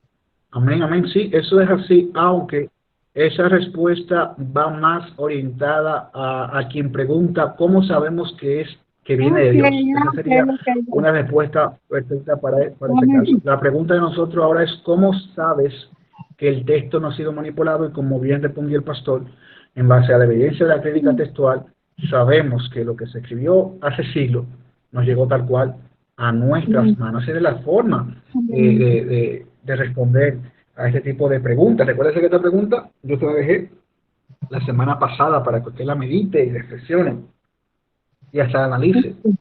Amén. Es posible. Amén, amén, que te bendiga. Otra pregunta es, ¿cómo sabes? Carlos. Ajá, sí.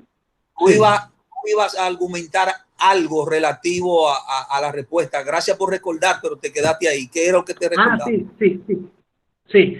Miren, antes, por ejemplo, todos estos rollos que se han encontrado del texto bíblico, algunos están en algunos museos, otros son parte de alguna colección privada, de algún magnate millonario, y así sucesivamente. Para un estudiante de crítica textual que quería ver el griego antiguo y todas esas cosas, antes era imposible ver estos elementos, pero gracias a un señor, un líder mundial en el área de la crítica textual, un creyente evangélico, graduado del Seminario Teológico de Dallas, el doctor, se me acaba de olvidar el nombre, Daniel Ben Wallace.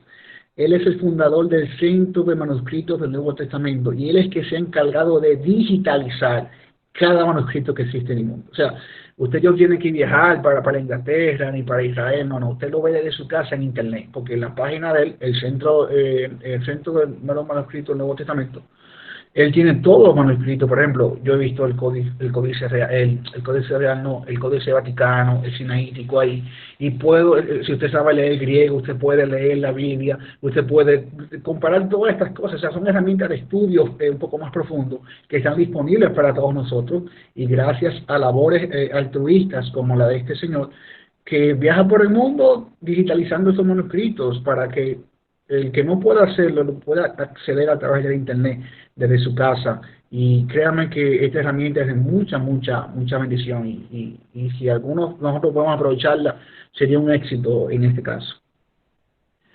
Otra pregunta que mencionamos la semana pasada es: ¿cómo sabes que lo que tienes es justamente lo que se escribió? Y esto ya sabemos responderlo, porque a través del criterio de la vergüenza vimos que sí, que estos elementos vergonzosos están ahí porque justamente es lo que se quiso escribir. Y otra pregunta era: ¿cómo sabes que lo que se escribió ocurrió en realidad? Amén, amén, sí, escucho. Carlos, ahí en ese mismo de la vergüenza, como tú dices, entendí yo claramente el por qué está en la Biblia el caso de las hijas de Lot, lo que hicieron con él para tener hijos de él. Si hubiese sido yo, no permito que eso estuviera ahí. Amén. Eso soy yo. ¿No es así? Claro. Sí, porque el que usted escribió. Por eso es porque yo puse ejemplo. Carlos dijo que usted, amén, que usted, Calisto, yo y otro escribimos un Nuevo Testamento para la roca, pero ese es diferente. Sí, porque exactamente. Fíjense cómo el hermano Hernández, el hermano Ministro Hernández confirma lo que yo le decía ahorita. Si esta historia fuese un invento para dominar o controlar la mente de otros, estos elementos vergonzosos no se incluyen, porque lo que tocan nuestra sensibilidad moral. Pero si están ahí es porque realmente se quiso que se escribiera para que estuvieran ahí, y porque realmente pasaron, porque no hay otra explicación. Ahora, hay una explicación teológica. ¿Cuál es la explicación teológica? Que Dios nos muestra que el hombre, por más grande que nosotros lo veamos, comete errores, es pecador, y todas estas cosas son parte de la naturaleza humana. Esa es la explicación teológica. Pero usando la ciencia histórica vemos que están ahí porque realmente pasaron y porque realmente se quiso que se escribiera así, tal cual. Y esto, mire cómo el hermano le confirma lo que comentábamos ahorita. Así que Dios bendiga a nuestro hermano Domingo Antonio Hernández. Entonces, la última pregunta, que no la responderemos hoy porque tiene que ver con la clase de la semana que viene, trata más de ciertas historias paganas, egipcias, que se parecen a los relatos bíblicos. Por ejemplo, es bueno que usted sepa que así como hay un Génesis en la Biblia, hay un Génesis en los sumerios tienen un Génesis, el Enuma Elish, los acadios tienen un Génesis, la epopeya de Atrahasis. Así como hay un diluvio de Noé, los sumerios tienen un diluvio con una Pishtim, los babilonios tienen un diluvio con Ziusudra, y todos estos elementos llevaron a un grupo de personas cientos de años atrás a decir, oiga lo que ellos dijeron, que como los sumerios existían cientos de años antes que los judíos copiaron la historia de la creación, la historia del diluvio de los sumerios, que son más viejos y más antiguos. Entonces, en las universidades se suele decir esto, que la Biblia es una copia de mitos antiguos, de mitos paganos, mitos de la creación. También tenemos un Adán y Eva en otras historias antiguas, egipcias incluso. O sea, tenemos una Torre de Babel en otros elementos. Tenemos historias en el mundo actualmente existen más de 240 historias de diluvio en 240 culturas diferentes. Los indios cubanos tenían historia del diluvio. Los indios aztecas tenían historia del diluvio. Yo creo que los únicos que no tienen historia del diluvio eran los taínos de aquí, porque yo digo que los taínos aquí eran perezosos, porque esa gente bebía en cuevas, bebía corriendo, no sé. Pero todas las culturas antiguas tienen historia del diluvio. Entonces, los críticos dicen, oye, en vez de yo decir, no, lo que pasó es que el diluvio ocurrió realmente y todas esas culturas contaron esa historia, ellos dicen no, que la Biblia copió de todo ello. O sea, fíjense la malicia. Entonces, este tipo de preguntas yo no la voy a responder hoy porque requiere ver muchos elementos que la semana que viene sí vamos a ver, pero hay una acusación contra el texto bíblico de que es una copia de muchas culturas y de que así fue que se escribió lo que hoy tenemos, pero le adelanto que eso está en veremos, eso hay que analizarlo, y la clase que viene, tal cual hicimos hoy, nosotros vamos a ver si lo que ellos dicen es verdad o es mentira. Hasta aquí, Dios me ha ayudado, Dios le bendiga más. Estoy hablando así un poco bajo, porque como le hice saber ayer, me estoy moviendo de ciudad, y recientemente a las 6 de la tarde hoy fue que llegué a Bávaro. Tuve que hacer el trabajo huyendo para venir para acá, para el hotel. Llegué al hotel, no sé ni siquiera si hace muy ya, entonces por eso darle un poco más para no molestar a otra persona. Pero yo espero que todo lo que hayamos hablado aquí haya sido de provecho, y cualquier pregunta, cualquier duda, es el momento y el espacio para ello.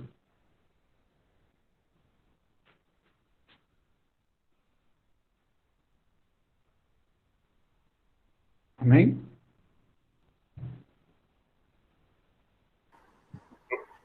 Amén, ¿me escuchan? Sí, estoy aquí. Hermano. Sí. Carlos, habla un chinchín de los masoretas. No, miren, de los masoretas eran escribas. La misión de la escriba en la antigüedad, una de las mayores profesiones, eso viene de los sumerios, era ser escriba. O sea, es como ser un pelotero, no un pelotero, no, es como una profesión digna, un médico o un científico. Entonces, en la antigüedad eran los escribas. Los escribas recibían una formación estricta. Incluso yo he leído libros del señor Samuel Noah Kramer, que él habla mucho de los sumerios. Él decía que en Sumeria, a los niños cuando estudiaban para ser escribas, la tarea de ellos era memorizar textos. Hoy en la actualidad nosotros no tenemos esta habilidad porque nosotros no somos muy de memoria, pero en la antigüedad los sumerios, los babilonios, los judíos tenían esta habilidad de memorizar grandes cantidades de información, y eso pasaba con los textos. Los masoretas fue un grupo de escribas, vamos a decir, los mejores que pasaron en su época, porque inventaron este sistema vocal para la pronunciación y la lectura del texto bíblico, porque el alfabeto hebreo de 22 consonantes no tenía vocales, pero ellos se encargaron de diseñar un sistema para que nosotros supiésemos leer e entender el texto, aún en idiomas o en un hebreo más moderno que el que habló Moisés y los demás. Entonces, los masoretas eran expertos copiando los manuscritos para que lo podamos tener hasta la actualidad. Ellos tienen la costumbre, por ejemplo, de que cuando terminaban de copiar el manuscrito, el antiguo lo quemaban para que nadie alterase las escrituras, y el nuevo lo guardaban en sinagoga, lo tenían para lecturas, y muchas cosas pudiésemos hablar de ellos, pero estas personas vivían esta profesión, este anhelo por escribir o transcribir la palabra de Dios para poder postergar ese mensaje a las generaciones futuras, y son de las cosas que uno lee acerca de los judíos y su devoción hacia Dios, que uno se asombra, y a veces hasta la compara con uno mismo, a ver si uno tiene esa misma devoción que tenían estas personas con todas las cosas que podían hacer y contribuir para el reino de Dios. Pero muchas, o sea, nosotros podemos mencionar muchas cosas de ellos, sus prácticas a la hora de escribir, cuando ellos se cambiaban de ropa para escribir el nombre de Dios, cómo ellos memorizaban el texto. Ellos hacían concursos, vamos a decir, especie de careo o trivia,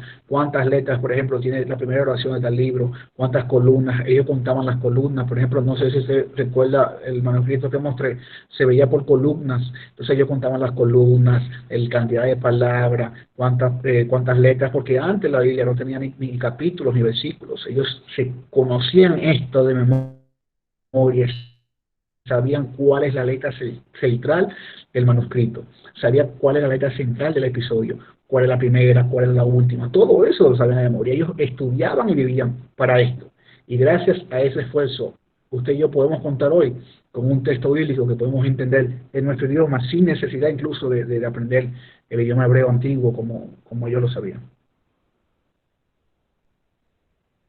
Carlos. Ok, manito, gracias. Muchas gracias. Carlos. Carlos. Sí, estoy aquí. Escucho. Yo había escuchado que muchas veces cuando ellos estaban escribiendo, si en un momento dado ellos cometían cualquier error, ellos destruían ese pergamino por completo e iniciaban de nuevo, o sea que no corregían y continuaban. Amén, así mismo ellos no corregían, ellos destruían el manuscrito y comenzaban de cero otra vez, en caso de que cometieran algún tipo de error en la escritura. Digo yo, Carlos, que es como una especie de guardianes de la buena escritura e interpretación o de la pureza del idioma y de la escritura. Amén, claro. Y justamente esto fue lo que los motivó a los escribas. ¿Por qué? Porque usted recordará que el propósito del pueblo de Israel era ser santo en medio de todas las naciones. Y el pueblo de Israel se hizo como la China en su tiempo, que hizo sus murallas físicas para desconectarse del mundo. El pueblo de Israel hizo sus murallas culturales. Ellos conservaban su idioma, y su idioma era, o sea, ellos no hablaban, no querían hablar de su idioma, a tal punto que usted recuerda cuando Esdras y Nehemías, que tuvo que venir Esdras a explicarle a los nuevos judíos post cautividad que hablaban arameo, explicarle el hebreo antiguo, y aún en tiempo de Jesús, aunque el idioma era ellos, los judíos hablaban el arameo. En el imperio el idioma era el griego, pero los judíos hablaban arameo, por eso es que usted ve que a Jesús le traducen palabras en arameo, como talita kumi, etc. Pero los judíos se le enseñaba el hebreo, y es muy probable históricamente que Jesús también hablara hebreo en su época, pero que ya era un hebreo, el idioma hebreo era conservado simplemente para las personas cultas, los que estudiaban, y históricamente se entiende que Jesús estudió en la escuela de El Shammai, que era más la línea, la afinidad de él, y que ahí fue que desde niño aprendió a hablar el hebreo, porque el hebreo se conservó al final para temas teológicos ya, pero ellos era una forma de preservar su cultura, y toda su cultura giraba en torno a Dios. ¿Y qué mejor manera que preservar su cultura que a través de la preservación del texto bíblico? Eran guardianes de este texto. Hay una historia que muchas veces está cubierta con leyenda, pero sí hay elementos reales históricos, y es la creación de la Septuaginta. La Septuaginta es la versión del Antiguo Testamento en griego, una traducción del hebreo en griego, y cuando el rey egipcio, en este caso, la misma familia de Ptolomeo, solicita, ellos tenían la gran biblioteca en Alejandría, en Egipto, una biblioteca muy famosa que tenía más de 250.000 volúmenes en cuanto a conocimiento y ciencias. Ellos solicitaron una copia del Antiguo Testamento, y dice la historia que los judíos, el sacerdote en ese momento envió a 72 escribas, envió a 72 escribas allá a escribirlo, y escribieron el Antiguo Testamento en griego, cada quien encerrado en una habitación, y cuando terminaron de traducirlo y escribirlo, lo compararon, y cada quien escribió lo mismo. Claro, usted puede ver la devoción y el deseo que tienen ellos por preservar y de conocer sus escrituras y transmitirlas. Y gracias a ese trabajo incluso es que tenemos esas Septuaginta en griego, fueron las que usaron los apóstoles para predicar ya en el Nuevo Testamento. Mire, fíjense incluso cómo el Señor preparó las bases para el Evangelio, porque al ser el griego el idioma universal en la época de Jesús, fíjense cómo el Señor 250 años atrás le prepara un Antiguo Testamento en griego, escrito por 72 eruditos hebreos, para que los apóstoles lo usen y sirva para la propagación del mensaje del Evangelio a través del idioma griego. Tienen que contar con un Antiguo Testamento en griego, claro. Carlos, ¿qué de verdad hay que con el conocido incendio de la Biblioteca de Alejandría se perdieron conocimiento de esas culturas antiguas y del cambio y la transformación que introdujo el Evangelio con relación especialmente a la práctica religiosa y cultura deleznable, esotérica por demás? que estaban consignadas en esos famosos textos que se quemaron ahí en Alejandría. Dice que se perdió un gran paquete de conocimiento al respecto.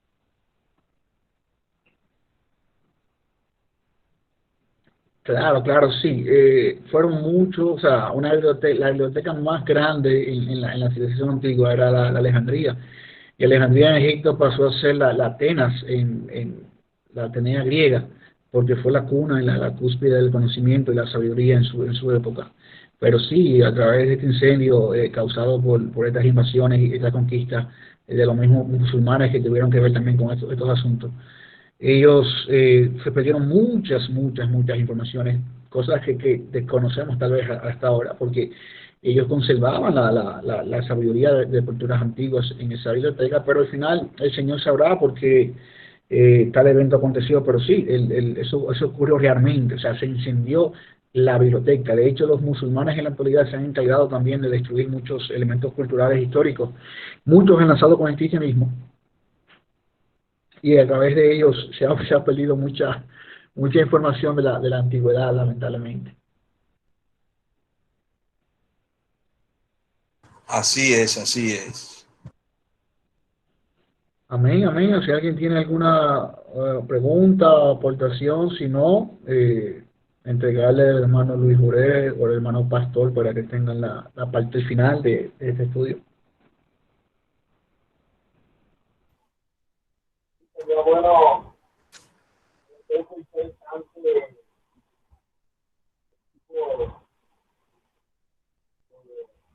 evidencia. No se oye bien.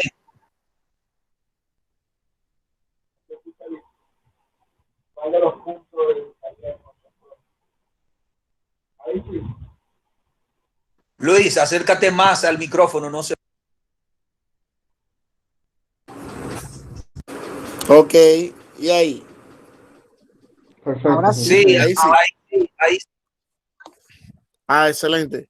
Bueno, no decía que bendiciones para nuestro hermano Carlos por ese legado de evidencia que nos ha dado en esta noche, interesantísimo, ese recorrido histórico y arqueológico que nos da.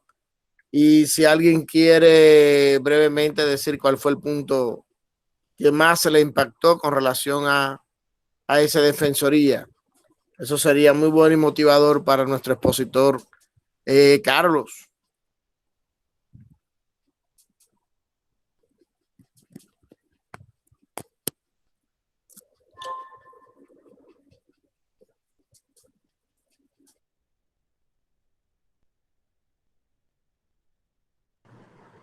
Adelante, ¿alguien va a argumentar algo?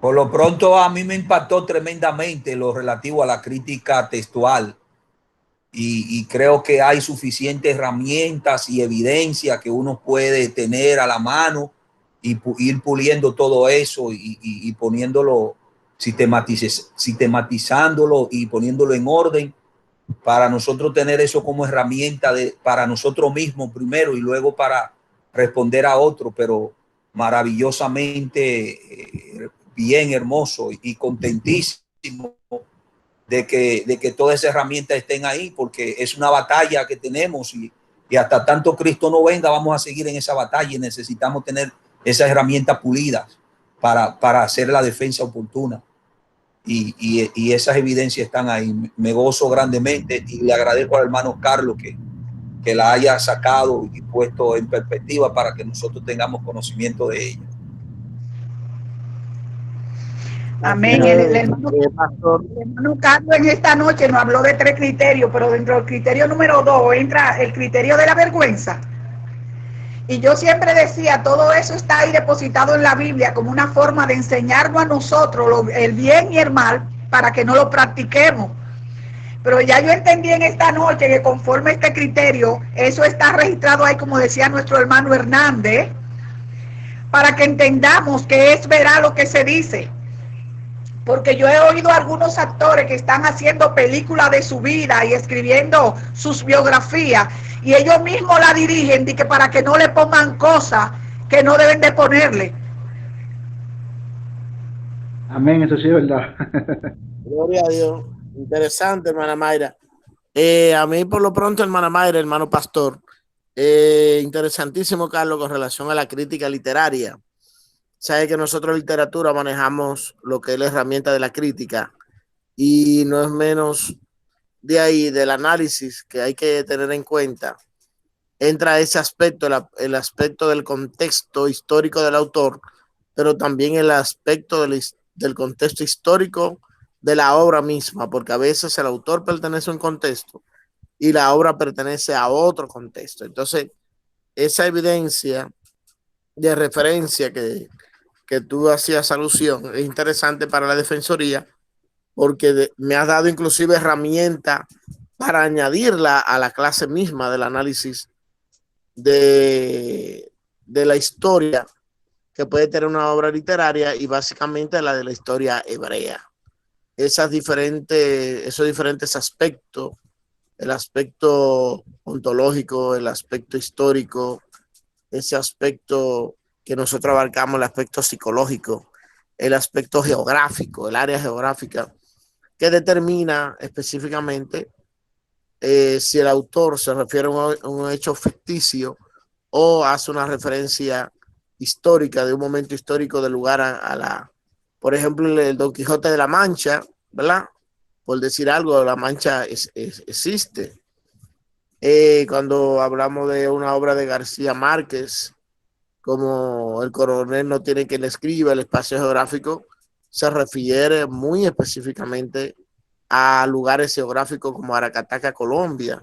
Específicamente habla de Macombo, donde se llueve bastante, y es evidente y se puede encontrar evidencia sobre ese tipo de literatura donde el autor deja sus huellas. O sea que bastante herramienta, hermano Carlos. Complacido de haber escuchado bastante este maravilloso recorrido de evidencias bíblicas. ¿Alguien más?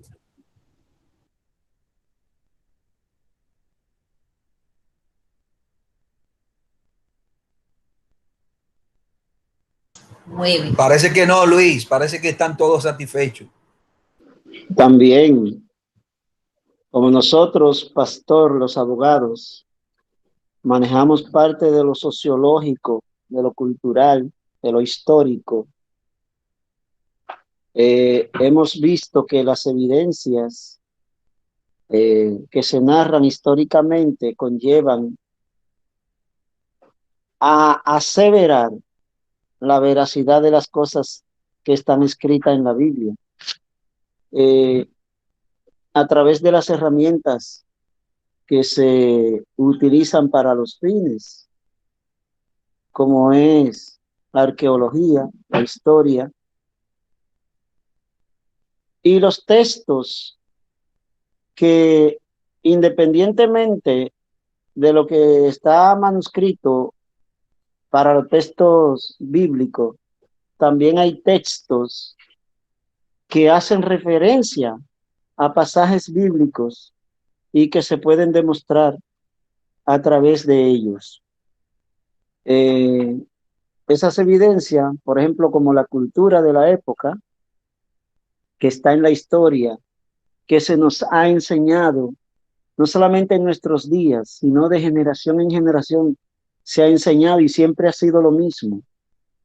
Eso da veracidad de que lo que se escribió y lo que está escrito es veraz. También cuando se examinan las intenciones de quien escribió y los motivos y objetos por los cuales se escribió, también dan prueba fehaciente de eso. Y cuando se hablaba de los criterios de la vergüenza, muchas veces uno no se detiene a analizar esos pasajes bíblicos y lo lee como una historia, pero realmente en la época de ellos eso fue una vergüenza terrible. Y están escritos ahí porque realmente se cometieron esos errores, esos pecados, principalmente el de David. el de las hijas de Lot, y entre otros. Y la cultura que existía durante los patriarcas, como mencionó Carlos, la costumbre de que se casaban primo, hermano, medio hermano, y así, que son cosas que hoy nosotros la vemos y desde nuestra óptica cristiana y nuestra cultura occidental, la vemos como algo pecaminoso. Sin embargo, están ahí para aseverar que esas cosas acontecieron. Yo creo que la clase de hoy ha sido estupenda, extraordinaria, para los que estuvimos conectados desde el principio. Claro, y voy a hacer un llamado a los que estamos conectados, a los que estuvimos, y a los que no se han conectado, que en la próxima clase hagamos acto de presencia para ver por qué debemos usar la apologética, para demostrar lo que nosotros creemos, lo que se nos ha enseñado y por qué lo creemos. No solamente por decir que lo creemos, sino demostrar que lo creemos. Porque en nuestros medios, por lo menos en mi medio, los letrados siempre dicen cosas y uno, si no tiene los conocimientos necesarios, pues uno se vuelve redundante diciendo lo que uno cree sin poder demostrar. ¿Cuánto? Oye, Amén. interesantísimo, Toribio. Amén, Francisco. Sí, así es, Francisco. Y mientras tú hablabas, amén, yo pensaba que no solamente nos sirve para lo que concierne a nuestra fe, sino incluso hasta para la cultura general de lo que nosotros debemos representar ya como personas, como individuos, como profesionales, ¿verdad? Y también en la defensoría de nuestra fe nos ayuda a marchar con mayor confianza. Y el que va confiado a la guerra sale más fácil que aquel que va con miedo y con temor, porque el que va confiado a la guerra tiene la victoria segura. O sea así es, pastor. Es así como tú dices. Esto realmente es ganancia y debemos seguir montados en este riel para agradar al Señor y fortalecernos nosotros en nuestra fe. Amén. Y defender lo que creemos. Amén, amén, así es. Así. No dejarnos apabullarnos. Sacar el machete. ¿Quieres pelear? Vamos a pelear. Vamos a pelear, porque hay mucha gente que le gustan avergonzar a uno, tú ves, y mofar a uno. Pero ya no estamos en época de recibir mofa de nadie. Hay que ir confiado y marchar en fortaleza. Amén, hermanos. Así es, pastor. Así es, pastor. Esto es Toribio. Esto es el equipo SEAL de La Roca. Aleluya. Cristo vive. Santo. Con el comandante Carlos equipando y preparando. Así que Dios te bendiga, Carlos. Dios bendiga a mi hijo. Nosotros nunca terminamos. Que tenga feliz sueño esta noche. Amén. Carlitos, saluda a tu papá. Aleluya. Dios te bendiga, Carlos. Carlos, que Dios bendiga a Carolina. Tranquilo y reparador, y que estés guardando tu parte física, tu parte espiritual, tu parte emocional. Carolina, que el Señor te bendiga. Amén. Y te fortalezca y te dé dulce sueño esta noche.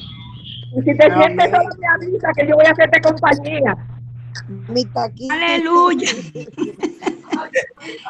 Dios te bendiga, Carolina. Recuerden que mañana tenemos escuela bíblica. Recuerden eso.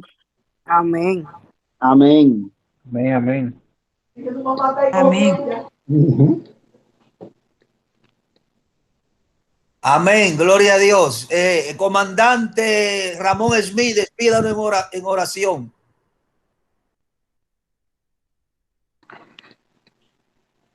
Bendecido sea Jehová. Aleluya. Mi alma alaba y glorifica el nombre de nuestro Padre Celestial y Dios de inmensa gloria. Le damos las gracias por ese instrumento que Él ha utilizado en esta noche y que nos ha dado ese don divino para la Iglesia Roca de Salvación, de tener un joven instruido para poder instruir. Y le damos gracias a Dios por todo lo que se han unido en esta noche en esta escuela de líderes, y al pastor que nos has dado, que ha sido el instrumento conservador de estas herramientas útiles que el Señor ha dispuesto. Le damos esa gloria y honra a nuestro Padre Celestial y Dios de inmensa misericordia. Y pedimos a Dios que siga bendiciendo y prosperando en lo espiritual a cada una de esas herramientas útiles en la mano del carpintero que Dios ha dispuesto en la Iglesia Roca de Salvación Central. Que mis hermanos sean bendecidos y prosperados en esta noche y que todos tengan un feliz y dulce sueño. En el nombre de Jesús. Amén. Amén. ¿No se oyeron? Amén. Amén. Que se oiga lo amén. Amén. Amén. Amén. Dios le bendiga. Amén, amén. Dios le bendiga. Dios bendiga. Bélgica. ¡Ey! Pastor. Luis. Pastor. Adelante. Le mandé una información por medio de su esposa. El pastor tiene sueño. Ajá, no, estoy despierto. Dígale a Ruth que la busque en su celular y se le entregue. Ah, está bien, gracias. Luis, ¿ya cenaste? Yo le pido la oración por mi hijo Francar, que mañana está de cumpleaños. Amén. Yo te lo llevo en el matutino. Vamos a orar a despedir al grupo. Amén. Amén. Y la mía el jueves, cumpleaños, mi niña Albania. Ay, qué bien. A mí no me dan bizcochos virtuales que no me gustan. Gloria a Dios. Mayra y Ramón, hagan esas oraciones, que ustedes son del comité de familia por esta. Vámonos. Amén, gloria a Dios. Bendecido sea Jehová. Maravilloso tu nombre, Señor, gracias te damos. Sí, mi Dios. Gracias por la oportunidad que nos da. Sí, Gracias, Padre. Señor, porque en este momento podemos estar celebrando que tu Señor le da un nuevo día, un nuevo año, una Sí, nueva Padre oportunidad. celestial y Dios de inmensa gloria. Bendito Dios. Sí, Señor, mi que tú Dios. lo estés guardando, que tú lo estés protegiendo, que tú estés Bendice, mi tratando Dios. con él, revelándote a su vida. Que ellos, Señor, en la quietud, en el silencio, puedan escucharte, hablar, Dios. bendito Dios de gloria. Que ellos puedan, Dios eterno, darte la gloria y la honra por la, aleluya, la oportunidad y el nuevo año de vida que tú le das, bendito Rey. Aleluya, gloria a Dios. Señor, aleluya, los que esperan cumplir y no lo han logrado. Pero Sí, tú eres Dios. le ha de dar las bendiciones necesarias para que te agradezcan, soberano Rey. Glorifícate, oh Dios, en esas vidas, Padre celestial. En salud, en gozo, en familia, poderoso Rey del cielo y de la gloria. Sí, mi Dios. Y adorando y glorificando al Rey de Reyes y Señor de señores. En el nombre de Señor, Jesús. tú conoces, aleluya, sus pensamientos, tú conoces su acostar, conoces su levantar, tú conoces Sí, mi Dios, aleluya. de ellos, tú conoces lo que hay en su corazón, lo que hay en su pensamiento. Intenciones de su corazón, toma control y dominio, Padre. Y que en todo tiempo y en todo momento ellos sientan que tú estás ahí arropándole, bendito Dios, abrazándole, guardándole, cuidándole, protegiéndole, Sí, Padre. peleando a favor de ellos, poderoso Dios. Levanta vallados de ángeles, Señor, con espada encendidas. Glorifícate en sus vidas, Que los bendito cuide Rey. y los proteja de Que todo te mal. glorificando en el nombre de Jesús. Aleluya, juntamente Aleluya. con tus seres queridos. Amén. Amén y amén. El Señor bendiga más. Amén. Gloria a Dios. Buenas noches. Dios bendiga a todos. Amén. Amén, amén. Dios bendiga más. Amén, Dios le bendiga más. Amén, amén. Dios le bendiga.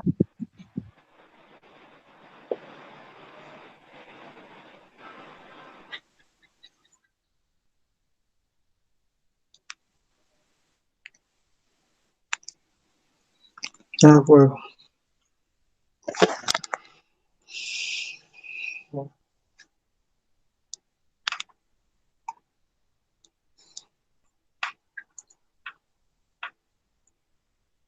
Estaban buenos los jugos, Ángel. Estaba bueno el jugo, bien espeso. Eso que lo hacía así espeso, no lo hace con agua. El agua debilita aún.